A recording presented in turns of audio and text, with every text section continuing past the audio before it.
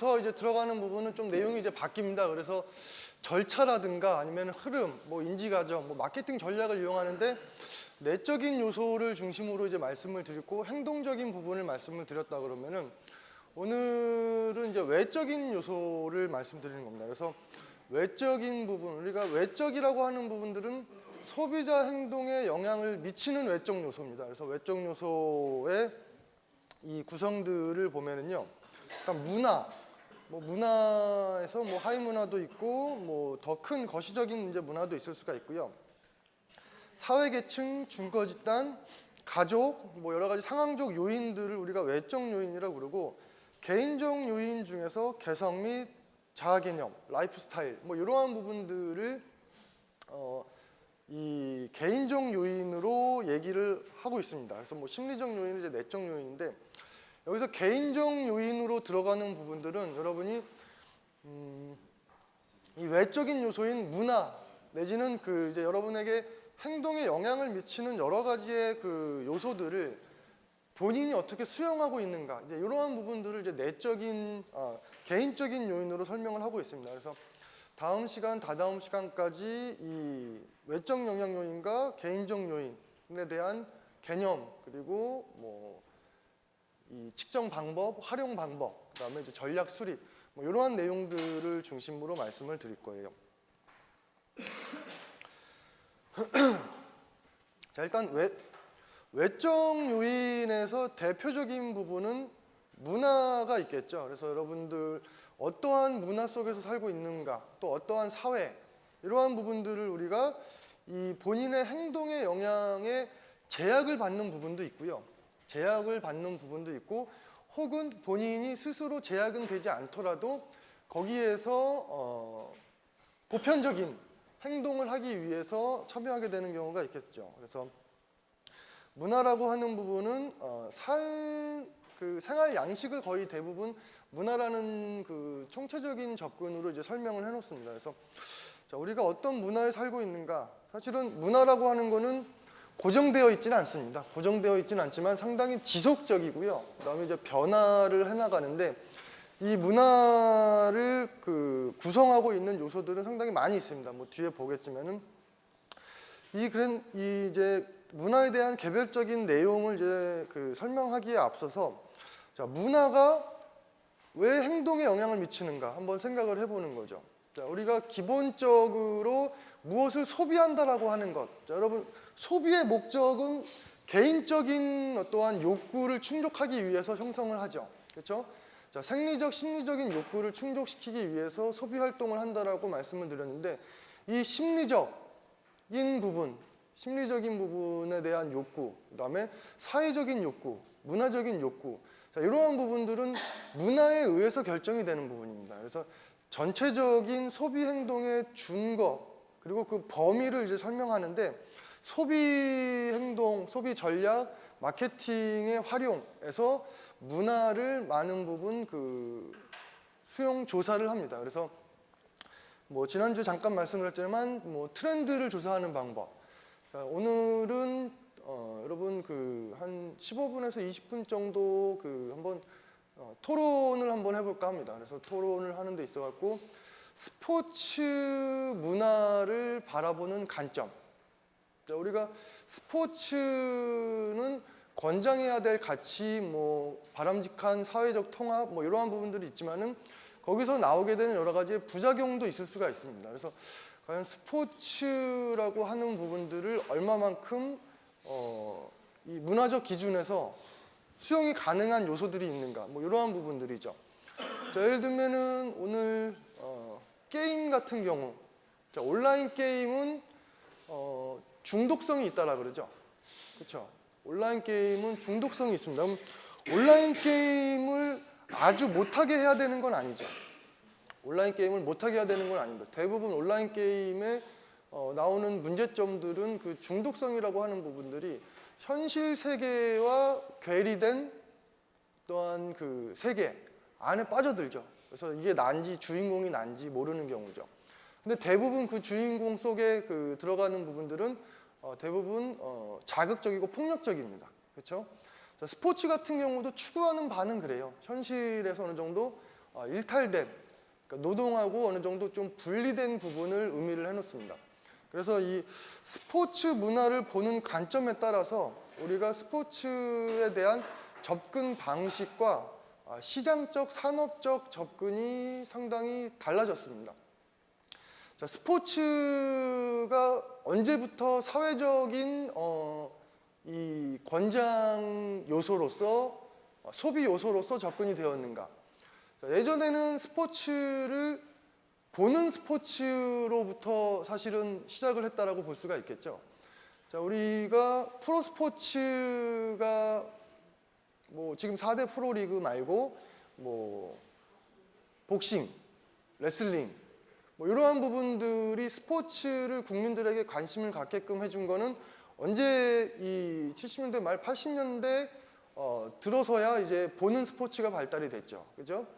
그다음에 80년대 이제 중후반 뭐 프로 스포츠와 함께 국제 스포츠를 유치를 했죠. 자, 이때도 보는 스포츠였죠. 그렇죠? 그러면 스포츠라고 하는 부분은 사실은 그때 스포츠의 문화는 뭐예요? 관람 문화였죠. 관람 문화. 그리고 언제부터 이 스포츠를 참여 쪽으로 전환을 시켰는가 하면은 학교 체육이 90년대 들어가면서 조금 약화되고 그리고 그러한 부분들을 메꿔주기 위해서 생활체육, 국민체육 뭐 이러한 부분으로 참여 스포츠를 유도를 했습니다. 그래서 참여 스포츠를 유도를 하면서 클럽 스포츠화, 그러니까 뭐 학교 스포츠와 보는 스포츠와 클럽 스포츠가 좀 변경이 됐죠. 그리고 나서 뭐 2000년대를 이제 들어서는 스포츠를 참여하는데 여러분들이 대부분의 사람들이 이제 소비의 개념으로 바뀌어가게 됩니다. 그래서 스포츠를 그냥 참여하는 거죠. 맨손 체조, 뭐 이러한 뭐 등산, 뭐 이러한 부분에서 비교적 소비의 형태로 바뀌어가게 되는 거죠. 그래서 여러분들도 개인적인 요구도 있겠지만 사회적인 요구, 문화적인 요구에 의해서 이제 스포츠라고 하는 부분들을 소비의 대상으로 보게 되는 겁니다. 그래서 이러한 부분들은 각각의 어떠한 그 문화 요소들마다 좀 차이를 가질 수도 있어요. 자, 청소년들이 하는 문화, 농촌에서 하는 문화, 대학에서 하는 문화. 자, 여러분들은 여러 가지의 문화에 속해 있을 수도 있겠지만 하나의 이제 보편적인 이제 문화들을 접근하는 것이 기본적으로 전체적인 통합 마케팅, 통합 전략을 수립하는 데는 도움이 되겠죠. 반면에 세대별 혹은 지역별 혹은 계층별 문화를 파악하는 것은 그들의 행동의 근간을 이제 이해를 하는 겁니다. 그래서 그 행동의 근간을 이해해서 마케팅의 전략의 대상으로 쓰는 거죠. 그래서 문화와 외적, 하위 문화 등도 이 전략을 수립하는 데 이용이 되고요. 사회계층. 자, 사회계층이란 비슷한 수준의 사회적 지위와 경제력을 가진 사람들의 집합이다. 뭐 여기서는 뭐 가치관, 라이프 스타일, 관심 및 행동 이러한 부분들을 이제 대표적으로 묶어놨는데요. 사회계층이 꼭 여러분 하나의 계단식으로 구성되지는 않습니다. 하나의 계산식으로 구성이 되지는 않고 대부분 범주가 본인이 속하고자 하는 문화 내의 계층을 의미를 해요. 자, 이 문화에서 벗어나고자 하는 사람, 하위 문화가 있을 수도 있겠고요, 저항 문화가 있을 수도 있겠죠. 물론 뭐 그런 경우에는 뭐 대항 문화 속에서 어떠한 공통 분모가 이제 있을 수도 있겠지만 그 안에서도 어느 정도 이 계층이 나눠질 수도 있고 더 큰 문화 수준, 대한민국이라는 수준에서는 사회계층의 어떤 구조를 탐색해 볼 수도 있습니다. 그래서 사회계층도 이 외적 영향 요인의 이제 중요한 요인으로 들어가게 되죠. 우리가 마케팅을 할 때 대부분 개인적 특성을 조사를 할 때 소득, 교육 수준, 직업 등은 쉽게 물어볼 수가 있는 내용이죠. 그래서 이러한 부분들은 사회계층으로서 시장을 세분화하는 이제 요소로 이용을 합니다.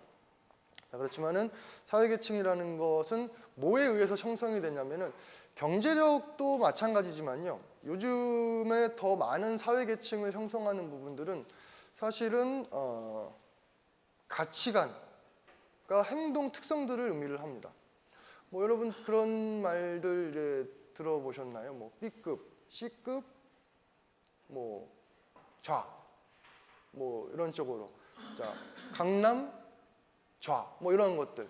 자, 대부분 매치가 안 되는 부분들도 우리가 이 행동 특성에 따라서 경제력이라든가 아니면은 뭐 여러 가지 소득 계층하고는 상관없이 가치관에 따라서도 이러한 계층은 나눠집니다. 그래서 여러분들이 관심 있게 봐야 될 부분들은 사실은 우리가 시장을 이해를 하는 거죠. 시장을 이해하는데 이 시장에 있는 구성원들은 소비자이지만 하나의 사회를 구성하고 있는 문화를 수용하고 있는 사람들이죠. 그래서 이 문화를 수용하고 있는 사람들의 새로운 어떠한 기류들, 가치관들, 문화들, 행동 특성들 이러한 부분들을 먼저 이해를 해야 됩니다. 그 먼저 이해를 한 것을 바탕으로 새로운 계층, 새로운 문화들을 이해하고 새로운 소비군, 시장들을 발굴을 해놓을 수가 있는 거죠. 그래서 우리가 대부분 그 이제 마케팅이라든가 경영을 하는 데 있어 갖고 인문학적인 부분, 뭐 사회적인 부분, 문화적인 부분들을 물론 심리적인 부분까지도 다 포함을 해야 되겠죠. 그래서 이러한 이제 내용들을 우리가 접근하는 데 있어 갖고 외적인 요소로서 사회 계층을 이렇게 구체화시키고 그 요소들을 이제 파악하는데 어느 정도 많은 그 노력을 해줘야 되겠죠. 자, 증거 집단이란 행동에 영향을 미치는 본인의 또한 그 영향력을 행사할 수 있는 집단 혹은 영향력을 행사하진 않지만은 자기 스스로 귀속되고자 하는 그들이 원하는 기준을 이제 맞춰가고 싶어하는 부분. 자, 증거 집단은 회원 집단과 비회원 집단.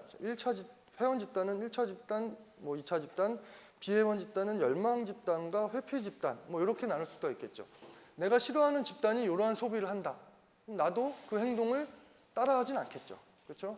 혹은 내가 소속되어 있지는 않지만은 이러한 소비 활동을 한다. 이러한 스포츠를 참여를 한다.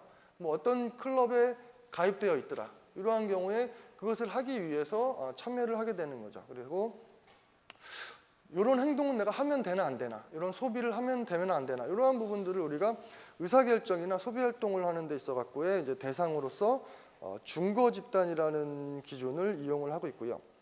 자, 가족은 사실은 개인 주체, 개인을 뺀 어떻게 보면은 그 최소한의 경제 주체죠. 그래서 경제 주체이기 때문에 여러분들이 가계라고 하는 부분을 이제 그 설명을 할 때 가족 단위의 소비가 이루어지는 경우가 많이 있습니다. 뭐 여기서 예를 보게 되면은 뭐 이제 아내가 지배하는 아내의 영향력이 큰 소비군, 그다음에 남편이 소비하는데 영향력이 큰 부분, 그다음에 뭐 공통적으로 공동으로 구매하는 부분, 뭐 여기 보면은 공동적인 부분에서는 뭐 여가, 레저, 뭐 가족 단위의 뭐 관광, 스포츠 이러한 부분들은 이제 가족 활동이죠. 그러니까 더 많은 가족들 간의 의사결정, 즉 행동에 영향을 미치는 내가 이 여행을 가고 싶은데 어떻게 해야 될 것이냐 이러한 부분들을 공동 그 구매 결정으로 볼 수가 있겠고요.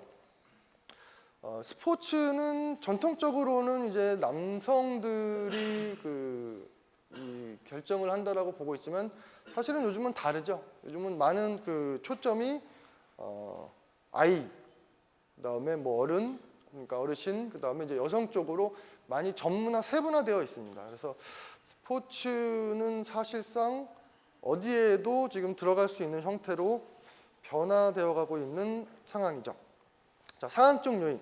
상황적 요인은 그 지속적인 상황이 있고 그다음에 뭐 단편적인 어떠한 그 지역적인 어떤 상황이 있을 수가 있습니다. 그래서 소비자가 어떠한 상황에 처했느냐에 따라서 소비의 내용, 구성 내용들이 조금씩 달라집니다. 그래서 뭐 여기 보면은 이제 상황적인 부분에서 일시적인 부분이냐, 상태적인 부분이냐, 그다음에 소비 상황을 의미를 하고요. 구매를 할 때 거기에 어떠한 목적을 갖고 가느냐, 그리고 누구와 함께 가느냐, 그 안에서의 상황은 어떻게 되어 있느냐, 이러한 부분들을 다 이제 통합적으로 봐서 우리가 상황적인 요소들을 가지고 이 접근을 합니다. 그래서 더 많은 이제 외적 요인들이 있습니다. 더 많은 외적 요인들이 있지만 우리가 마케팅을 실질적으로 이제 활용할 수 있는 부분들은 상황적인 요인들은 구조적으로 우리가 변경을 조금 시킬 수가 있어요. 상황을 유도하는 거죠. 그래서 상황을 유도를 할 수가 있고요. 그 외적인 부분, 뭐 소속 집단, 중거 집단, 문화, 가치관, 사회 계층, 뭐 가게의 형태 이러한 부분들은 우리가 파악을 해줘야 됩니다. 그래서 파악된 내용들을 바탕으로 상황을 이제 구성을 함으로써 전략을 설정하는 그러한 이제 방향으로 가야 되겠죠. 그래서 우리가 각각의 내용들을 다 담지는 못하고요, 다 보지는 못하고 일단 초점은 어느 쪽으로 이제 접근을 하냐면 문화적인 측면에서 실시를 하려고 합니다. 그래서 문화라고 하는 부분들에 대한 설명을 조금 하고요. 그리고 이 문화를 활용하는 방법론적인 그 접근이 있습니다. 그래서 다음 주에는 뭐 이 문화 활용을 어떻게 하는가, 어떠한 기술들, 그리고 어떠한 접근 방법들이 있는가, 그리고 그것들에 대한 실효성, 뭐 여러 가지의 그 이제 접근 방법들이 있는데, 그래서 이러한 부분들을 활용할 수 있는 방법을 다음 시간까지 이어서 할 겁니다. 자, 문화라고 하는 부분. 자, 우리가 살고 있는 집단, 한 인간 집단의 생활 양식을 보는 겁니다. 그래서 문화가 무엇이냐, 뭐 이렇게 보면은 그 사회의 구성원들이 행동하고 있는 모든 총체적 생활 양식을 의미한다. 뭐 이렇게 설명을 합니다. 그래서 뭐 생활 양식도 총체적인 입장에서 이제 보는 경우죠. 그래서 뭐 세부적인 정의, 뭐 타일러의 뭐 정의를 보면은 구성 요소들을 조금 세분화해 놨습니다. 자, 지식, 신앙, 예술, 법률, 도덕, 간습, 그리고 사회 사람들이 기능적으로, 기술적으로, 그다음에 지식적으로 습득하는 모든 것들을 의미를 하는 거죠. 그래서 우리가 이러한 그 문화를 전수하는 주요 기관들이 있겠죠. 여기 보면은 뭐 지식을 전수하는 기관은 주로 뭐 학교라든가 교육기관이라든가 뭐 도서관 같은 부분이 되겠죠. 그다음에 신앙, 예술, 법률, 도덕, 간섭, 즉 국가 차원에서 관리하고 그다음에 반드시 국가 차원은 아니지만은 어느 정도 전 그 구성원들을 지배할 수 있는 개념들, 이러한 부분들을 우리가 사실은 문화라고 얘기를 하고 있는 거죠. 자, 그리고 이 관념론적인 입장에서 보면은요, 뭐 우리가 관념론적인 부분, 실제로 문화라고 하는 부분들이 무엇이다라고 하는 것보다는 무엇이라고 기술하는 것, 즉 실체를 그대로 설명한다기보다는 설명 자체의 의미를 두는 거죠. 그래서 우리가 보통 이러한 그 문화를 이제 하는 부분, 보통 우리가 그 접근을 할 때 지난주 창고문헌 같은 경우 보면은 키워드, 텍스트, 그다음에 어떠한 그 주제별로 했을 때 거기서 트렌드를 뽑아내는 거죠. 결국 트렌드는 문화를 배경으로 형성이 된다라고 하는 부분입니다. 그래서 이러한 부분들은 의사소통의 어떠한 과정에서 뽑아내는 경우도 방법적으로 있을 수가 있고요. 자, 문화의 이제 특성, 문화의 뭐 본질적인 부분을 얘기를 하는데, 자, 문화라고 하는 부분들은 문화는 항상 고정되어 있지는 않습니다. 고정되어 있지는 않고 문화라고 하는 부분들은 변화해요. 그래서 이러한 부분들은 이제 문화 변동 이론이라고 보통 얘기를 하죠. 자, 문화가 변화되는 것의 방법들을 이제 설명을 하고 있습니다. 자, 문화는 진화에 의해서 변화한다라고 볼 수가 있는 거죠. 자, 진화, 그러니까 문화 자체라든가 이러한 부분들이 진화한다라고 하는 그 관점은 이제 어디서 오게 되냐면요. 사람들이 갖고 있는 사회적, 문화적 추구점이라고 하는 부분들은 가장 이상적인 부분으로 이제 발전이 된다. 그 이상적인 부분은 물론 뭐 추상적이고 뭐 관념적인 부분도 있겠지만은 그 사회가 만들어낼 수 있는 가장 합리적이고 가장 이 새로운 상황에 맞춰서 발전을 해나간다. 이렇게 봤을 때 이제 문화가 진화한다라고 보는 거죠. 다른 개념으로 이제 문화의 접촉이 있을 수가 있습니다. 자, 우리나라가 여러분들 체형, 입맛, 생각, 가치관들이 서구화됐죠. 그렇죠? 그 서구화가 된 것이 가장 이상적이고 발전적인 방향이어 갖고 서구화됐다라고 보기는 힘들겠죠. 그렇죠? 자, 그러한 부분을 이제 설명을 할 때 문화 접변, 문화 그 접촉이라는 말로 얘기를 합니다. 그래서 교역, 뭐 유학, 그다음에 뭐 혼인 등을 뭐 통해서 가는 거죠. 다른 쪽으로는 조금 이제 강압적으로 전쟁, 침략, 식민 정책과 같은 뭐 수준에서도 이 문화 접촉에 의해서 변화가 이루어지죠. 자, 예를 들면은 여러분 이러한 부분, 문화 전파라든가 혹은 뭐 문화 접변이라든가 문화 수용, 문화 동화, 문화 변형 뭐 각각의 내용들을 뭐 다 설명을 할 수는 물론 있겠지만은요. 자, 우리 여러분 제일 가장 좋아하는 스포츠가 요즘 가장 많은 관람자를 하고 있는 스포츠가 어떤 스포츠죠? 자, 야구는 어느 나라 겁니까? 미국 거요. 자, 미국의 스포츠가 우리나라에 들어온 게 한 몇 년 정도 됐을까요? 약 한 104, 5년 됐겠네요. 그렇죠? 자, 100년 정도 한국에 처음 들어온 게 100년 정도 됐는데 지금 현재로서는 대한민국을 대표하는 스포츠예요. 그렇죠?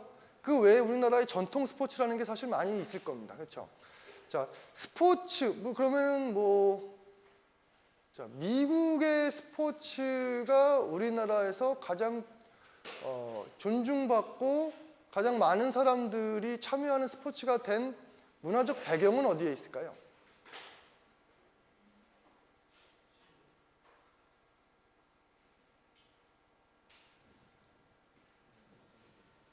응?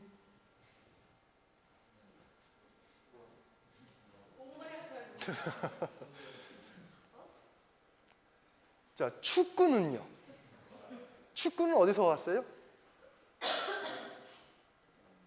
축구 종주국이라고 보통 하는데 아마 브라질, 중국? 제가 기원 역사까지는 잘 모르겠지만은 보통 뭐 지금의 강세는 유럽 축구죠. 뭐 남미 축구도 뭐 강력하기는 하지만은 유럽 축구 쪽이라고 본다라 그러면은 자, 우리가 보통 수용하는 문화 속에서 혹은 어느 정도 받아들일 만한 어떠한 가치가 있다라고 봤을 때 스포츠가 같이 들어오게 되죠.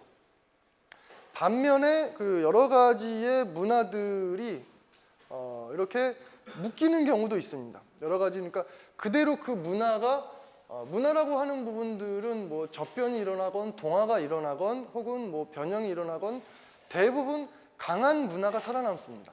그래서 뭐 강한 문화가 살아난다라고 하는 부분들은 경제력이라든가 아니면 뭐 군사력을 의미하는 부분은 아닙니다. 진짜 그것이 어느 정도 사람들에게 어필할 수 있는 문화인가, 얼마나 좋은 가치를 제공해주는 내용을 담고 있는가에 따라서 그 문화의 이 강도가 다르겠죠. 그래서 스포츠라고 하는 부분들이 사실상 저희는 예전에는 신체라고 하는 부분들에 대해서 물론 뭐 역사적으로 보면 있겠지만은 자, 근대 이전에 보게 되면은 스포츠를 사실은 우리가 크게 중요시하지 않았죠. 그래서 스포츠라고 하는 부분들이 어떻게 보면은 무분별하게 조금 들어왔습니다. 조금 이제 들어왔고 신체 활동이 스포츠화, 체육 활동화하게 되기 전에 어느 정도 통제 요소인 군대 문화적인 체육 활동들이 많았었죠. 뭐 제식 활동이라든가 이러한 부분들이 있었습니다. 그래서 스포츠라고 하는 부분들이 원래 스포츠라고 하는 부분들이 우리나라에 하나 둘씩 유입되기 시작하면서 이것은 우리가 어느 정도 즐길 만한 것이다 라고 하는 어떠한 가치를 제공해 주는 거죠. 자, 보는 스포츠에서 참여하는 스포츠로 바뀌어갔고요. 보는 스포츠와 참여하는 스포츠가 경계가 어느 정도 또 조금 나눠집니다. 그래서 보는 거는 보는 거대로, 참여하는 거는 참여하는 거대로 나눠지기보다는 여러분이 어느 정도 그것을 이제 공유하는 형태로 가기까지 어느 정도 변화가 됐죠. 뭐 예를 들면 스포츠는 자, 우리나라의 스포츠 시장은요. 자, 스포츠 시장, 우리나라 스포츠 산업을 보통 어떻게 설명을 하죠? 구분을 할 때?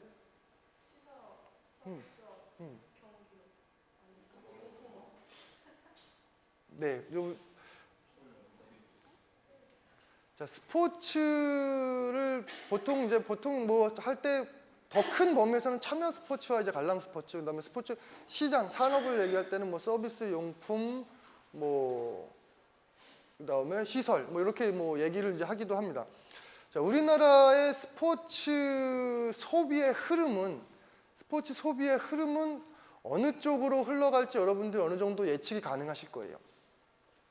자, 스포츠를 교육적인 측면에서 이용하기보다는 발육, 발달, 레저, 여가, 관광, 의료, 뭐 그다음에 심리적 어떠한 안정, 그다음에 노인과 아니면은 저소득 계층, 그러니까 사회적 약자 계층에 대한 하나의 보상 프로그램으로 갈 수도 있겠죠. 여러분이 어느 분야를 볼지 모르겠지만 이 스포츠가 문화 속에서 어떻게 움직일지는 여러 가지의 우리의 그 변화 요소들도 파악을 조금 이제 해볼 필요가 있는 거죠. 어느 나라와 관계가 있는가, 혹은 어느 세대, 어느 문화, 어느 계층과 관련이 있는가, 이러한 부분들을 예측을 해보는 겁니다. 그래서 스포츠를 하나의 우리가 대중문화로 봅니다. 그렇죠? 자, 대중문화라고 하는 부분들을 이제 설명을 할 때, 대표적인 대중문화는 뭐가 있겠죠, 여러분? 그렇죠? 영화. 자, 물론 영상이라고도 해도요, 높은 수준의 어떠한 예술성을 담고 있는 경우도 있습니다. 그렇죠? 그다음에 이제 저급한 문화로 분류되는 영상을 담을 수도 있고요.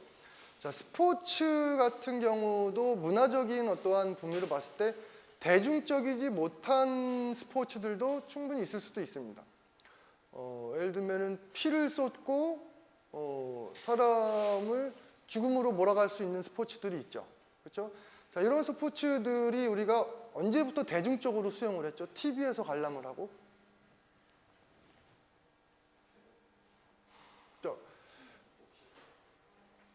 자, 스포츠 관람을 하는데 부상이 일어나는 것을 전제 조건으로 하는 스포츠들이 있을 수도 있습니다. 그렇죠? 뭐 이러한 부분들, 예를 들면 우리나라에서는 조금 이제 덜하지만은 뭐 남미 스타일의 축구라든가 아니면은 뭐 아이스 하키라든가, 그렇죠? 뭐 어느 정도 신체 접촉을 전제로 해야 되는 스포츠들 같은 경우도 물론 그 스포츠적인 특성이 있고 뭐 블러드 스포츠도 그렇고요. 이러한 부분들을 우리가 이 스포츠적인 측면에서 보면 어느 정도는 대중화가 되어 있다라고 볼 수가 있습니다. 그다음에 스포츠를 참여하는 데 있어 갖고 이러한 대중화가 보편화되는 이제 과정 내지는 일부의 사람들에서 군중 심리가 상당히 많이 작용을 해요. 스포츠를 참여시키는 부분에서 군중 심리를 유도하기도 하고요. 그다음에 그것을 가지고 어느 특정한 대상을 참여시킴으로써 여러 가지의 그 또한 운동 형태, 그러니까는 이 참여 형태를 좀 유도하기도 하고 있습니다. 그래서 뭐 대중문화로서의 스포츠를 한번 이해하시는 것이 좋겠고요. 자, 문화라고 하는 부분은 물질적인 문화와 비물질적인 문화로 구성을 하고 있습니다. 자, 문화에 대한 특성들 뭐 어느 정도 키워드는 이제 언급이 됐는데, 학습되고 그 사람에 의해서 창조되고 학습된다, 공유되며 규범적이다, 보편적이면서 다양하다, 지속적이면서 동적이다, 뭐 이러한 내용들을 담고 있고요. 자, 문화를 구성하는 데에 구성 요소들이 있는데, 자, 여기서 보면은 일단은 어느 정도 내용을 이제 문화에 대한 개념에서 문화의 어떠한 효용성, 문화의 가치를 한번 보는 겁니다. 자, 그래서 여러분, 문화가 갖고 있는 도구적 가치와 궁극적 가치 등을 이 내용을 이제 분류를 해볼 수가 있어요. 그래서 문화라고 하는 부분들은 사실은 어떠한 부분이냐면은 안정적인 사회에서 사회를 지속하고 유지할 수 있는 하나의 규범적인 내용들이죠. 그래서 뭐 안락함, 구원, 자유, 성취감 등 같은 자신이 추구하는 이상적인 부분을 여러 집단들 안에서, 여러 구성원들 안에서 문화로서 추구하는 부분들을 문화로 보시면 됩니다. 그래서 문화는 결국 개인적인 구성원들이 추구하는 궁극적인 목적들을 갖고 있습니다. 그래서 뭐 안락한 생활, 구원, 자유, 뭐 성취감 이런 내용들을 포함을 하고 있죠. 자, 도구적 가치는요, 이러한 궁극적 가치를 실현하기 위한 수단적 행동 양식입니다. 뭐 어떤 뭐 야망, 유능, 정직, 뭐 1등 내지는 뭐 공동생활, 뭐 이러한 부분들로 도구적인 가치가 형성이 되겠죠. 그래서 우리가 추구하는 내용들에 따라서 궁극적이냐 도구적이냐에 따라서 제품이나 상표를 이제 선택하는 데 있어 갖고 어느 정도 이 영향을 미칠 수 있는 근거로서 활용이 가능합니다. 좀 먼 얘기 같지만요, 우리가 마케팅 활동을 실시를 하는데 스포츠 뭐 마케팅을 할 때요, 스포츠를 가지고 접근하는 전략을 수립할 때 문화를 이용하는 경우도 상당히 많이 있습니다. 그래서 마케팅 측면에서도 이러한 부분들을 많이 이용을 하고 있고요. 자, 문화의 구성 요소들, 아까 뭐 언어적, 비언어적, 그 다음에 요약 내용입니다. 그래서 문화를 전파하는 기관들, 뭐 교회, 학교, 그 다음에 뭐 화랑, 뭐 도서관, 뭐 이러한 부분들, 뭐 그 다음에 뭐 법, 교회, 뭐 이러한 부분들이 이제 포함이 되겠죠. 그래서 언어적인 요인과 그 다음에 간습적인 부분, 심리적인 부분, 물질적인 부분들을 포함을 하고 있고, 기술적인 부분은 이제 여기에 같이 그 문화의 내용으로서 포함이 될 겁니다. 자, 다음은 이제 문화와 소비에 대한 연결고리 부분을 들어가겠습니다.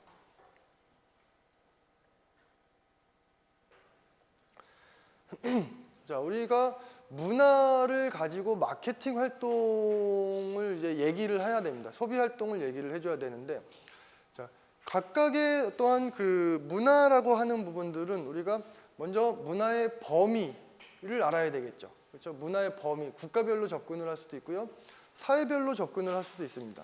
자, 그 다음에 그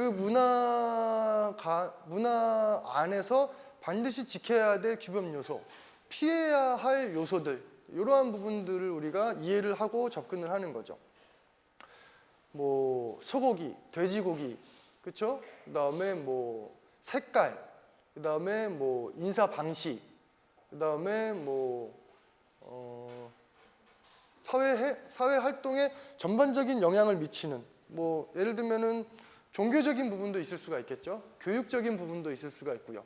그다음에 뭐 역사적인 부분도 있을 수가 있습니다. 그래서 우리가 그 지역 사회에서 그 이제 문화를 구성하고 있는 사회에서 요구하는 수준의 규범 안에서 마케팅 활동을 이제 펼쳐야 된다라는 부분이죠. 그래서 문화적 가치관을 뭐 궁극적이건 수단적이건요, 문화적 가치관을 우리가 그 전략적으로 제공해 줄 수 있는 방법들을 찾아내는 거죠. 그래서 여기서 보면은 뭐 어디에 율법에 어긋나지 않는 메뉴를 만들어내고요, 또 어디서는 채식 중심의 어떠한 제품을 만들어내서 제공을 해주는 것, 이러한 부분들도 문화적 가치를 반영한 그 마케팅 방안이라고 볼 수가 있는 거죠.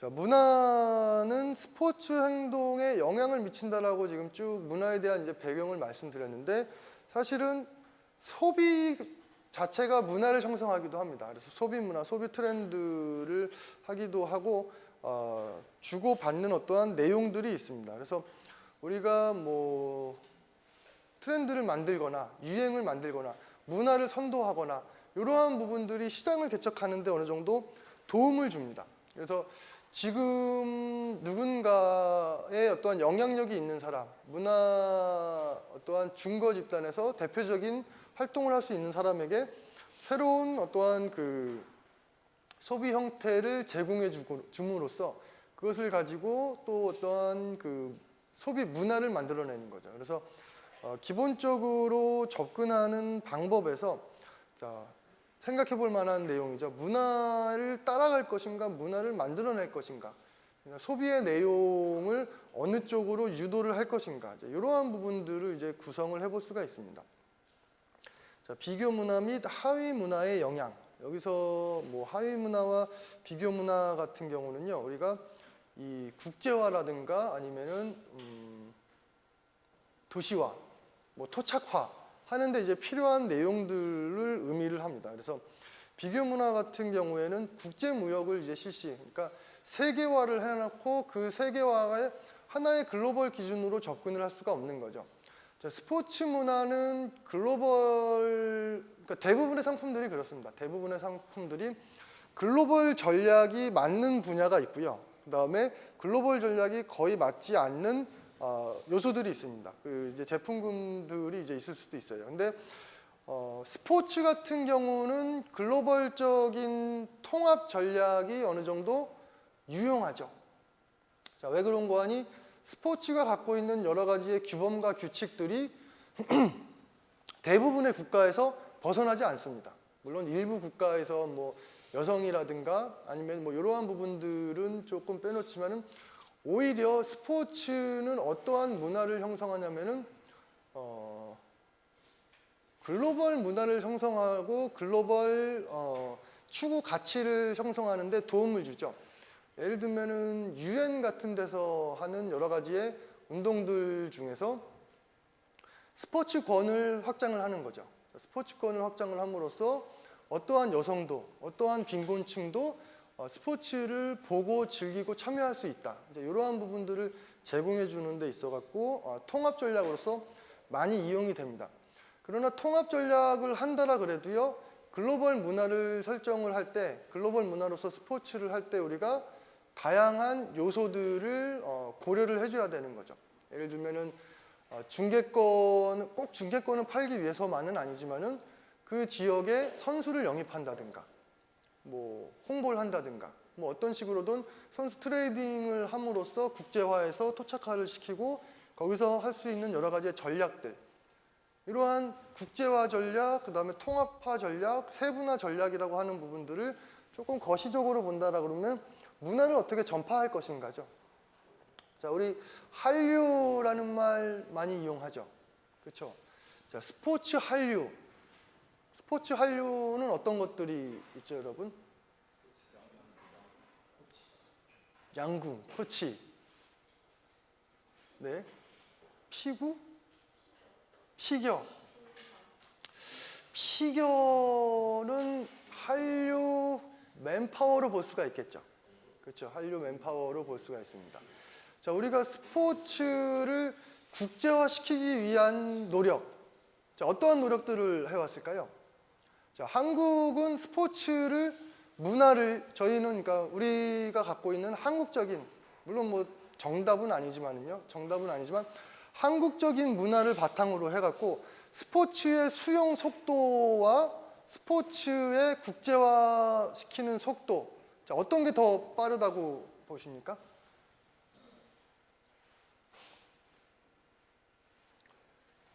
우리 같은 경우에는 역사적으로 보면은 사실은 그 의도하지는 않았지만은요, 중국, 본토, 뭐 만주, 독일, 미국, 일본, 뭐 전 세계 어디든 한국 사람들이 좀 나가 있죠. 그렇죠? 나가 있습니다. 그러면 그 사람들은 거기서 한국적인 문화를 지키나요? 아니면은 그냥 거기에 동화돼서 사나요? 그렇죠? 대부분 자기 가치관과 자기 문화가 있는 집단들은 해외를 나가면은 그 규범 속에서 새로운 문화를 또 만들어냅니다. 그렇죠? 그래서 어디 가도 뭐 한인타운이 있고 무슨 뭐 이러한 부분들이 있겠죠. 자, 우리가 갖고 있는 여러 가지의 문화 요소들이 있습니다. 스포츠 중에서 대표적으로 뭐 오랫동안 쓸 수 있었던 거는 전통적인 부분으로 태권도 같은 부분도 있을 수가 있고요. 그리고 태권도 외에 여러 가지의 뭐 지도 프로그램들도 있을 수가 있겠죠. 자, 이것을 문화를 전파하는데 사실은 어느 정도 소극적이죠. 소극적이었습니다. 즉 문화를 어떠한 그 지키려고 하는 속성은 굉장히 강해요. 그래서 저항하고 지키려고 하는 속성은 강한데 이것을 반드시 세계화해야 된다 라고 하는 부분들은 없습니다. 자, 우리가 스포츠 시장을 융합하고 특성화하고 개발해 나가는 데 있어 갖고 어떠한 핵심 상품을 개발할 것인가, 뭐 장기적으로 보면은요, 지금 당장 해외 스포츠라든가 해외 용품이라든가 해외 브랜드들을 수용할 수도 있어요.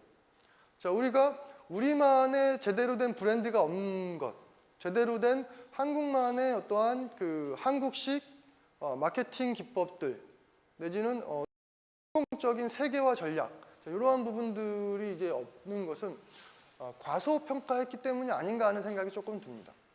그래서 갖고 있는 어떠한 그 문화와 자원과 어떠한 그 공통 세계화를 이제 시킬 수 있는 부분도 자신감이 좀 없었고, 글로컬화라 그러죠. 그 지역 내에서 세계화 기준을 어느 정도 수용하면서 지역화하려는 노력, 뭐 이러한 부분들이 이제 조금 보완이 되어야 되겠죠. 이것은 우리가 수용하는 입장에서도 마찬가지입니다. 자, 어떤 스포츠가 들어왔다, 어떠한 브랜드가 들어왔다, 어떠한 종목이 들어왔다라 그러면은 그 사람들 입장에서 그것을 그대로 수용할 수는 없는 거죠. 자, 우리가 어느 정도 입맛에 맞게 지역화를 시킵니다. 그래서 이러한 부분들을 소비의 어떠한 그 전략화에 이용을 하는데 활용을 하는 거죠.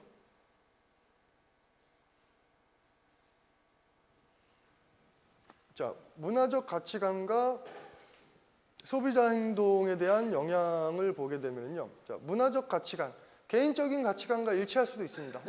어떤 경우에는 문화적 가치관은 결국 제품을 만들어내요. 자, 어떠한 제품을 만들어낼 것인가? 어떠한 제품을 만들어내고 이러한 제품들은 어떠한 상황에서, 어떠한 속성에서, 어떠한 수단적인 가치로 이루어지는가? 그래서 제품의 어떠한 분야와 마케팅의 컨셉 등이 정해지는 거죠. 무엇을 추구하느냐에 따라서 조금씩 달라집니다. 자, 예를 들어서 우리가 추구하는 문화의 방향이 경제력이 있는 사람을 중심으로 문화와 소비가 있다라 그런다 그러면은 그 중심으로 갈 수밖에 없지만은, 지금 우리가 해야 할 것은 아이에 대한 투자다라고 하는 문화가 있다라 그러면은 아이에 관련된 어떠한 뭐 학습, 뭐 여러 가지의 제품들이 나오겠죠. 그다음에 그것을 판매할 수 있는 어떠한 컨셉들이 나오겠죠. 그래서 뭐 미래를 밝힌다, 지구를 지킨다, 그다음에 문화를 지킨다, 곧 결국 본인의 노후를 지키는 방법이다. 아이들에게 돈을 주세요. 혹은 국가 내지 어떠한 정부기관 내지 금융기관에 저금을 많이 해두십시오. 뭐 이러한 부분들은 사람들이 갖고 있는 궁극의 가치관, 문화들을 이용한 상품들이죠. 자, 지금 당장 이쪽으로 가야 돼. 지금 내가 어떠한 부분을 소비를 해야 될 것이냐, 아니면은 내가 노후를 위해서, 아이를 위해서 이거를 빼둬야 될 것이냐. 이것은 궁극적으로 문화를 배경으로 설명을 할 수가 있습니다. 그래서 그 문화에 의해서 제품들이 되겠죠. 자, 보통 나를 위해서 돈을 번 세대들, 세대들 같은 경우에 베이비 부모 세대들도 그렇고, 자, 본인들은 돈을 벌고 그 돈을 누구를 위해서 썼어요? 여러분들을 위해서 썼죠. 그렇죠? 여러분들의 부모님들은 여러분들을 위해서 썼습니다. 왜? 그게 문화였으니까요. 그게 문화였으니까 사교적 시장이 나오고, 그 다음에 여러분의 스포츠를 한두 종목씩 안 해본 게 없고요. 왜냐하면은 그것이 자식이 이제 잘 크는 문화, 그것이 곧 나의 인생이고 나의 노후이다. 이러한 어떤 문화들이 있기 때문에 그러한 시장이 형성되는 거죠. 사교육 시장이라든가 스포츠 참여 시장이라든가 이러한 시장이 되고, 그것을 이용하게끔 해주는 마케팅도 그것을 건드립니다. 본인의 어떠한 노후라든가 자식이라든가 헌신적인 부분, 이러한 부분, 가족의 애국심, 이러한 부분들을 자극해주는 마케팅들, 수단적 가치관들을 이용을 하는 거죠. 그럼으로써 그 시장을 주도해 나가는 거죠. 그래서 거시적으로 봤을 때 우리가 스포츠 산업의 어떠한 문화에서, 어떠한 방법, 어떠한 루트로, 그다음에 어떠한 사회적 규범에서 오는가, 이러한 부분들을 파악을 해놓게 되면은 거시적인 측면에서는 일단 제품이라든가 내용들을 우리가 구성을 할 수가 있겠고요. 요즘은 발육 발달이죠. 아이들에 대해서는요. 저는 아이가 있으니까 이제 그쪽으로 얘가 자꾸 나가는데, 그리고 나으로써 마케팅 방법, 지난주까지 했던 어필 유형이라든가 인지를 시킨다든가 기억을 시킨다라고 했을 때 어떻게 접근을 할 것인가, 이제 이러한 부분들을 우리가 도구적 가치관으로 이용을 합니다. 자, 예를 들어서 한번 보게 되면은요, 앞에 봤던 그 수단 목표 연소에 대한 부분의 활용을 보면은, 자, 제품 속성이 뭐 썩어서 없어진다. 자, 제품 속성이 썩어서 없어진다라고 하는 부분은 어디서 오는 거죠? 자, 우리가 문화적으로 아름다운 사회, 아름다운 자연은 누구나 다 추구하는 가치 중에 하나죠. 그렇죠? 그거에 의해서 제품 속성이 나타나게 되는 거고, 그리고 소비의 결과도 이러한 그 연결고리에서 우리가 이해를 해볼 수가 있겠습니다. 자, 스포츠 정책을 개발하고 스포츠 상품을 개발해내는 데 있어 갖고 근거가 있어야 되겠죠. 물론 그것이 의도된 것일 수도 있겠지만은 스포츠가 산업화되고 발전되고 하는 데 필요한 여러 가지의 그 스포츠의 속성들을 명확히 할 필요가 있겠죠. 그래서 여러분이 마케팅 활동을 한다라 그러면은 스포츠 상품이나 아니면 마케팅을 개발할 때 그 본연의 속성 그리고 문화와의 관계에 의해서 이 가치관을 활용할 수가 있습니다. 자, 스포츠를 참여하는데 개인 스포츠가 있을 수가 있고, 그 다음에 여러 명이 같이 참여하는 단체 스포츠가 있을 수도 있겠죠. 그렇죠? 자, 우리가 스포츠를 참여시키는데 새로운 소비 집단을 만들어내고 싶다라고 한다라 그러면은, 자, 개인주의가 발달된 지역에서는 어떠한 스포츠가 당연히 그 속성을 충족을 시켜줘요? 개인적인 부분이죠. 개인적인 부분, 개인적인 스포츠를 유도를 해냈습니다. 그래서 이러한 부분들은 소비 형태에서도 많은 부분 이용이 되고 있어요. 특히 개인적인 도심 같은 경우, 일본 같은 데 보면은 식사 어때요? 식사 자리 가면은 1인석들이 많이 있죠. 뭐 삼겹살을 구워 먹어도 1인석 같은 데가 있다라 그러고, 그러한 어떠한 개인적인 문화와 소비 속성을 제품군에서 우리나라에서도 많은 부분 활용을 하고 이용을 하고 있죠. 그래서 뭐 대부분의 어떠한 그 제품들은 명확한 속성을 가지고 문화와의 연결고리 안에서 사실은 유행이 되고 생성이 되고 전파가 되고 확장이 되고 산업화가 되는 거죠. 그래서 이러한 부분들을 우리가 맞춰냅니다. 맞춰 나가는 거죠. 뭐 예를 들면은 기술이 발달이 되고 속도감이 빨라진다. 유통의 형태도 달라지겠죠. 구매의 형태도 달라지고 유통의 형태도 달라지고 제품의 형태도 달라집니다. 물론 그것은 그 제품의 속성이 문화를 이끌어간다기보다는 문화적인 속성에 의해서 제품이 생성이 되는 거죠. 자, 빨리빨리. 굉장히 빠르죠. 굉장히 빠릅니다. 그래서 그러한 것에 의해서 여러 가지의 이 문화들이 형성이 되는 거죠. 우리나라 같은 경우에는 스포츠를 관람을 할 때 핵심 스포츠만 보려고 하는 경향이 있어요. 예를 들어서 스포츠가 뭐 6시에 시작을 해갖고 9시에 끝난다. 그러면은 여러분 그 관람 시간을 총 몇 시간으로 잡아요? 우리 보통? 3시간 정도 잡죠. 자, 근데 어느 나라 같은 경우에는 저녁 6시부터 9시까지가 경기 시간이다 그러면 아침 9시에 갑니다. 아침 9시에 가갖고 자리 잡고 점심 먹고요. 그릴 먹고 맥주 먹고 이야기 나누다가 자리 잡고 스포츠 보고 끝나고 또 나머지 음식 먹은 거 또 먹고 술 먹고 집에 가죠. 하나의 스포츠를 소비하는데 문화적인 특성에 의해서 스포츠 소비를 유도하는 부분들이 상당히 달라요. 자, 우리나라도 이런 것들을 활용을 하고 있습니다. 자, 우리나라는 복합 문화의 특성이 있습니다. 놀면서 공부하고 일하면서 술 마시고 밥 먹으면서 술 먹고 놀고 스포츠하고 종합 이러한 이 복합 문화죠. 어떻게 보면은 볶음밥 같은 문화가 있습니다. 그래서 문화별로 식생활이라든가 소비 행태라든가 이러한 부분들은 문화에 의해서 나가게 되는 거죠. 자, 그래서 무엇을 좋아하는지, 자, 예를 들어서 가족을 중심으로 변화가 되는가, 아니면은 스포츠를 보면서 무엇을 먹어야 되는가? 자, 스포츠를 보면서 소비해야 될 궁극적인 추구 가치들을 제품의 속성에 포함을 시키는 거죠. 그래서 뭐 주류 중심의 관람 문화인가, 아니면은 음식 중심의 관람 문화인가, 가족 중심인가, 개인 중심인가, 아니면은 뭐 직장 중심인가, 학교 중심인가, 이러한 것들은 먼 얘기가 아니고 실질적으로 우리가 프로그램을 개발하고 마케팅을 개발해내는데 그것들을 이용을 해주는 거죠. 그래서 이러한 부분들을 이런 식으로 우리가 문화적 가치관, 그다음에 도구적 특성, 그다음에 제품의 속성들 간의 이제 연결고리로 설명을 하고 있습니다. 그래서 비교 문화 부분은 사실 다음 시간에 이제 더 많이 그 얘기를 할 건데요.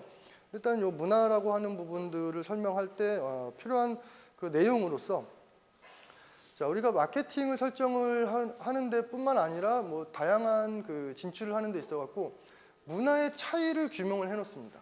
자, 한국적인 문화, 한국적인 스포츠를 개발해 내는 것이 이제 필요한 거죠. 그래서 종목뿐만이 아니라 거기서 이제 제공되어 주는 제품군, 참여군, 서비스군들이 달라지는 거죠. 자, 예를 들면은 여러분 그 고가의 제품을 살 때 어떠한 서비스를 받고자 하는 그 성향이 있죠? 샘플을 받고자 하는 성향이 있나요? 아니면은 그것과 관련된 어떠한 뭐 멤버십을 갖는 것이 더 중요한가요? 그렇죠? 멤버십. 나눠질 수도 있습니다. 뭐 명확한 건 아니지만은 나라마다, 지역마다, 사회 계층마다, 그 문화권마다 추구하는 바들이 달라지겠죠. 그렇죠? 그래서 그러한 부분들을 우리가 비교 문화에 의해서 설정을 하고 갑니다. 그래서 이 비교 문화는 사실 우리가 글로벌 전략, 국제 마케팅을 하는데 많은 부분 활용을 해요. 그래서 표준화 전략으로 갈 것이냐, 아니면 지역별로 다른 마케팅을 실시를 할 것이냐, 이러한 부분들을 볼 수가 있겠죠. 예를 들면은 일본 자동차가 한국에 들어올 때는 고급 이미지로 들어옵니다. 프리미엄 이미지로 들어오죠. 근데 일본 자동차가 반대로 독일 같은 데 진출을 하게 되면은요. 그렇죠? 고급, 우리나라와 같은 고급 컨셉으로 광고를 한다든가 하면은 안 되겠죠. 실질적으로 제품의 품질이나 문화적인 측면에서 어느 정도 좀 차이가 있기 때문에 이제 그렇습니다. 뭐 우리나라의 브랜드 파워, 브랜드 자산이 세계 9위라 그러죠. 세계 9위라 그럽니다. 일본이 4위 있습니다. 브랜드 파워는 이제 4위인데 이 브랜드 파워를 이제 구성하는 것들 중에는 뭐 인지도도 있고 뭐 삼성 제품과 같은 어떠한 기술적인 부분도 있고, 그다음에 이제 국제사회에서 알려지는 영향력들, 뭐 내지는 뭐 행사, 이러한 부분들도 포함이 되겠죠. 그렇다 그래도 한국적인 어떠한 특성을 고려를 해서 가야 되는 거죠. 그래서 한국에서 제품을 수출을 할 때, 현지화 전략, 즉 차별화 전략이 있을 수가 있고요. 그 다음에 혼합 전략, 표준화 전략과 지역적인 차별화 전략을 혼용해서 이제 이용할 수도 있는 겁니다. 그래서 이러한 것들은 뭐 제품을 다르게 하는 것과 그 다음에 뭐 제품 커뮤니케이션의 방법에 따라서 어느 정도는 그 방향성이 조금 나눠집니다. 그래서 뭐 스포츠는 일단은 표준화 쪽으로 봐야 되겠죠. 표준화, 세계화, 기준화 쪽으로 이제 봐야 되는데 일부 종목에 의해서는 다른 쪽으로 이제 접근을 해볼 수도 있겠습니다. 자, 표준화 전략의 뭐 대표적인 예, 그 다음에 비표준화 전략의 대표적인 뭐 그러니까 현지화 전략의 대표적인 예들을 이제 볼 수가 있겠죠. 그렇지만은 요 현지화 전략이건 표준화 전략이건 그 문화를 일단 이해하는 데서 접근을 해야 됩니다. 그렇죠? 자, 여러분이 스포츠 센터를 한다. 자, 학교 앞에서 운영하는 스포츠 센터의 또한 제공 가치와 그다음에 상업 시설이 많은 지역, 그렇죠? 그리고 오피스가 많은 지역, 주거 지역들마다 스포츠 센터의 프로그램과 제공 내용이 통합적으로 갈 필요는 있을 것인가, 통합적으로 해야 되는가, 혹은 각각의 지역별로 다른 컨셉을 가져야 되는가, 이러한 경우를 이제 고민해 보는 데서 이러한 어떠한 문화에 대한 비교 문화를 추출해서 실시를 해보는 거죠. 그다음에 현지화 전략과 표준화 전략을 이제 믹스해서 접근을 하는 방법도 볼 수가 있겠고요. 그다음에 뭐 시간적 상황적인 따라서 마케팅적인 부분들을 변화를 해서 봅니다. 그래서 지금 뭐 전반적으로 저희가 아주 뭐 디테일한 이론이라든가 아니면은 뭐 구체적인 이제 예를 통해서 이제 그 설명을 한 부분은 좀 부족하지만 전체적인 부분에서 문화를 어떠한 연결고리에서 마케팅 전략으로 활용을 할 것인가, 이러한 부분들은 이제 설명을 드렸고요. 자, 하나의 그 연구 사례를 한번 보겠습니다.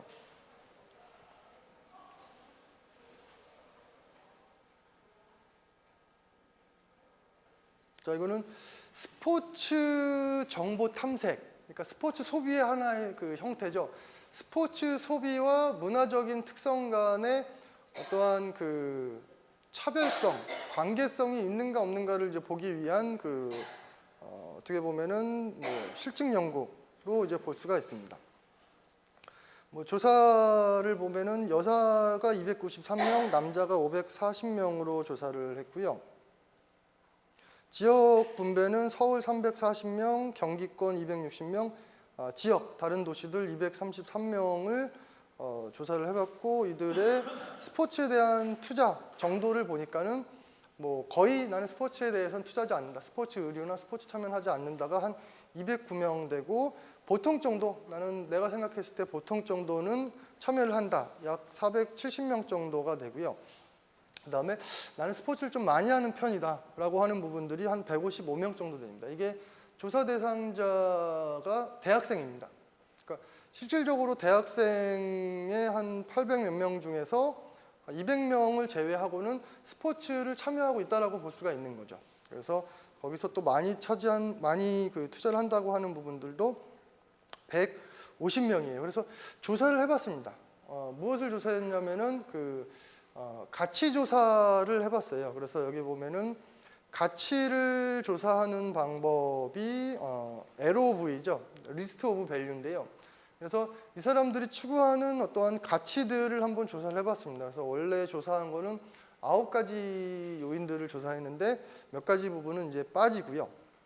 그리고 오피니언, 인터레스트, 액티비티, AIO 조사 도구인데, 이 조사 도구를 통해서 우리가 이 사회에서의 문화를 이제 측정하는 방법들입니다. 그래서 문화가 구성하고 있는 거는 종교, 뭐 교육, 사회, 이념, 뭐 정치, 경제, 그다음에 개인적인 어떠한 관심, 생활 태도, 그다음에 뭐 이러한 부분들을 의미를 하죠. 그래서 식생활 소비, 뭐 여행, 패션, 그다음에 주거, 뭐 이러한 부분, TV 시청, 인쇄매체 이용, 뭐 이러한 부분들, 그다음에 뭐 남녀 성평등, 성개방 부분, 뭐 본질 추구, 전통 가치 답습, 이러한 사회적 문화를 추정할 수 있는 요소들을 한번 조사를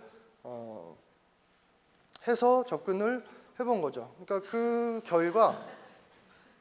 결과 이렇게 두 집단으로 나눠졌습니다. 그러니까 대한민국에서 대학생들을 대상으로 봤더니 1군집은 사회본의 가치 집단이에요.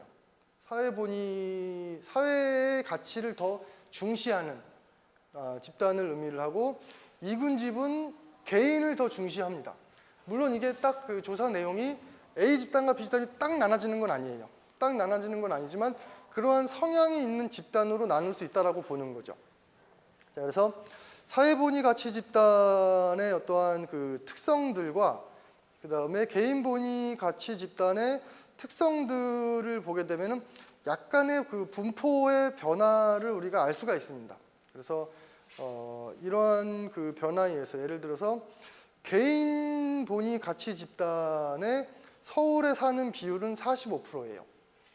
근데 사회본의 가치 집단의 사람들은 서울에 사는 비율이 8% 정도 되는 거죠. 그러니까는 지역별로도 어느 정도의 어떠한 그 분포가 있다고 판단을 내리는 거죠. 그래서 요 이제 특징을 보면은 아주 큰 대학생들의 문화를 놓고 봤을 때 대학생들의 가치관과 문화는 아주 괴리감이 크진 않습니다. 집단을 나눴을 때 집단 간 이 추구하는 바가 아주 다르지는 않지만은 어느 정도는 차이가 좀 있어요. 그래서 사회본의 가치 집단 같은 경우에는 중고 집단 내지는 뭐 사회의 시선 이러한 부분들을 어느 정도 신경을 쓴다라는 특성을 가질 수가 있고요. 개인 본의 가치 집단은 나를 중심으로 나의 발전에 더 많은 투자를 하는 사람들 이러한 이제 특성들이 있는 사람들로 구성을 해서 접근을 해서 제공이 되는 거죠. 자, 그래서 정보를 수집할 때 우리 이 정보 수집을 할 때 나왔던 어떠한 요소들 중에서 이제 일부를 이제 발췌를 했는데요. 정보 수집의 수준, 그 다음에 정보 수집의 목적, 그 다음에 정보를 수집하고 대안을 평가하는데 어떠한 위험 요소들을 고려하는가, 그 다음에 뭐 기대되는 수준, 이러한 부분들의 어떤 인지적인 부분들을 이제 중심으로 보고 이제 행위적인 부분까지 한번 봤어요. 그래서 사회 중심적인 사람들은 스포츠, 그러니까 스포츠 관람 내지는 스포츠 정보의 탐색입니다. 스포츠 관람과 스포츠 정보를 이제 탐색을 하는데 사회 본의적인 사람들은 몰입보다는 뭐를 중심으로 이루어지냐면은 이용 수준에 영향을 미칩니다. 그러니까 대부분 사회 본의 가치 집단에 있는 사람들이 95% 이내에서요. 일단은 통계적으로 사회 본의적인 사람들이 이러한 요소들은 결국에는 이용 수준에 영향을 미친다라는 거죠. 이용 수준에 영향을 미치고 이용 수준은 또 평가, 위험 요소의 평가와 이용 수준이 그거에 대한 이 평가를 통해서 사후 행동, 타인 추천이라든가 탐색, 재관람에 이제 영향을 미친다라고 형태가 나옵니다. 반면에 개인 본의 중심적인 사람들은 양을 많이 보고 평가를 중심으로 움직여주는 것이 아니라 위험 이런 부분들이 중심이 아니라 뭐냐면은 몰입, 즐거움입니다. 그래서 나는 스포츠를 관람하고 정보를 탐색하는데 몰입을 중심으로 접근을 해준다라고 하는 부분을 중심으로 사후 행동에 영향을 미치는 거죠. 자, 결국에 사회 본의 가치 집단의 사람들은 이용 수준, 그 다음에 평가라는 부분이 있죠. 그것에 대한 평가에 의해서 이 활동을 합니다. 결국에는 무슨 소리냐면은 이것이 이성적으로 재미가 있었다라고 판단을 하는 거죠. 그 기준은 어디가 되겠어요? 다소 사회적인 평가 기준이 되겠죠. 자, 개인적인 사람들은요. 개인적인 사람은 아니지만 개인 중심적인 사람들은 평가는 평가대로 영향을 미치지만은 사후 행동에 그 평가가 영향을 미치지는 않았습니다. 그러니까 본인이 몰입을 하고 본인이 즐거웠으면은 본인의 어떠한 그 몰입도가 이 사후 행동, 재관람과 타인 추천에 영향을 미치는 거죠. 자, 그래서 어느 정도 사회적인 그 특성이 강한 사람들에게는 무엇을 강조해 줘야 돼요? 스포츠 프로그램을 중계하고 만들어내고 콘텐츠를 구성을 할 때 많은 사람들이 보는 프로그램이어야 돼요. 많은 사람들이 봐야 되고요. 다수의 위험 요소들을 조금 줄여줘야 됩니다. 그리고 다수의 위험 요소들을 줄여줘야 되고, 그러니까 하나의 지상파 같은 데서 여러 개의 그 사람들이 볼 수 있는 정보다라 그러면은 그것을 봄으로써 나는 몰입을 했을 수도 있지만 일단은 평가해서 만족을 한다는 거죠. 그래서 사회적인 부분은 이렇게 가고 개인적인 의지가 있는 사람들은 많이 보는 여러 사람들의 어떠한 그러한 부분들이 영향을 미친다라기보다는 개인의 만족을 주는 거죠. 그러니까는 요거는 다양한 그 채널, 뭐 모바일이 될 수도 있고 인터넷이 될 수도 있고 이러한 식으로 개인들에게 제공해 줄 수 있는 몰입을 높일 수 있는 채널들을 만들어냄으로써 지속적인 관람 형태를 유도해 줄 수가 있는 거죠. 그래서 몰입을 만들어내기 위해서 뭐 영상미, 뭐 신미성, 그다음에 뭐 속도성 이러한 부분도 있겠지만은 그들이 추구하는 바의 대상에 따라서 이 중계를 할 수 있는, 그다음에 정보를 제공해 줄 수 있는 채널, 그다음에 콘텐츠의 내용들의 구성을 이렇게 구성을 해서 접근을 해볼 수가 있는 거죠. 이러한 부분들에 대한 배경은 어디에서 오냐면은 이런 쪽으로 옵니다. 우리가 넓게 넓은 범위에서 보면은 스포츠 소비자를 구분을 할 때 행위적으로 구분을 할 것이냐, 아니면 개인적 특성으로 구분을 할 것이냐, 아니면 이러한 사회가치적, 인지적인 구분으로 구분을 할 것이냐라고 설명을 해요. 근데 뭐 예전에도 말씀드렸지만은 인지적인 부분으로 접근을 하는 것이 개인적인 접근으로 하는 것보다 예측력이 훨씬 더 높고 유인할 수 있는 방법이 좋다라고 보는 거죠. 왜냐하면은 예전의 마케팅이나 예전의 그 유인 요인들은 직업적인 부분과 그 다음에 지역적인 부분, 그 다음에 이 소득적인 부분에 따라서 이 로컬 중심의 마케팅 활동이 중심. 지금 같은 경우는 대부분의 마케팅이 로컬 중심이 아니라 웹상 내지는 뭐 다양한 매체를 통해서 넓은 지역으로 실시가 되죠. 그렇죠. 여러분이 그런 넓은 지역으로 실시가 되다 보니까는 그 사람들이 어떠한 유인 요인을 갖는지, 어떠한 특성을 갖고 있는지 개인적인 특성을 파악하기가 오히려 더 힘들어집니다. 그러니까 아예 이 사람들이 원하는 바를 찾는 거죠. 인지적인 부분으로 들어갑니다. 그래서 이 경영 환경, 마케팅 환경이 바뀌어 나가기 때문에 소비자를 유인하고 조사해야 되는 내용들이 이렇게 인지적인 부분, 심리적인 부분, 가치적인 부분, 문화적인 부분으로 접근을 하는 것이 더 효율성이 있다고 보는 거죠. 그래서 이렇게 그 스포츠를 접근하는 것도 문화적인 측면에서 접근을 합니다.